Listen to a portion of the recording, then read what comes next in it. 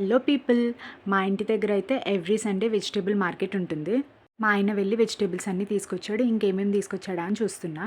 Fridge open చేసి చూస్తే చెత్త చెత్త ఉంది. సో ఇప్పుడు అదంతా నీట్గా సదురుకోవాలి.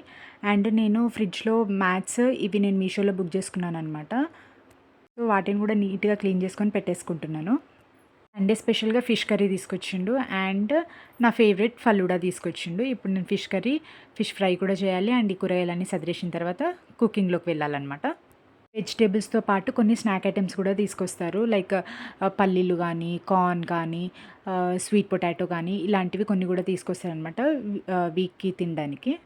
మార్కెట్కి వెళ్ళి కూరగాయలు తీసుకురావడం ఎంత పనో కానీ వాటిని ఫ్రిడ్జ్లో నీట్గా సదరడం అదొక పెద్ద టాస్క్. ఈ వీక్ నీట్గా సదురుతాను, మళ్ళీ వచ్చే సండే వరకు మళ్ళీ చెత్త చెత్త అయిపోతుంది.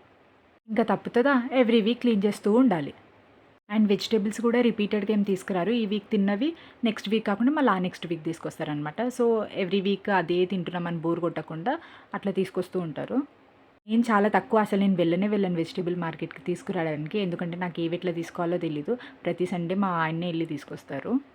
అండ్ ఈ బాక్సెస్ కూడా నేను మీషోలోనే తీసుకున్నాను. చాలా ఫ్రెష్గా ఉంటాయి ఆ బాక్సెస్లో పెడితే. లైక్ నేను పచ్చిమిరపకాయలు కానీ, కొత్తిమీర, కరివేపాకు, ఇట్లా చిన్న చిన్న బీట్రూట్, క్యారెట్, లెమన్ ఇలాంటివన్నీ ఈ బాక్సెస్లో పెడతాను.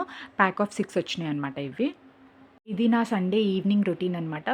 సండే సాయంత్రం అయిందంటే చాలు, ఫస్ట్ వెజిటేబుల్స్ అన్నీ నీట్గా సదురుకోవాలి, తర్వాత కుకింగ్ చేయాలి. ఇది నా సండే ఈవినింగ్ రొటీన్. ఆడవాళ్ళకు సండే హాలిడే అంటారు, ఫన్ డే అంటారు. కానీ లేదమ్మా, సండేనే ఇంకా డబుల్ వర్కింగ్ డే ఉంటుంది.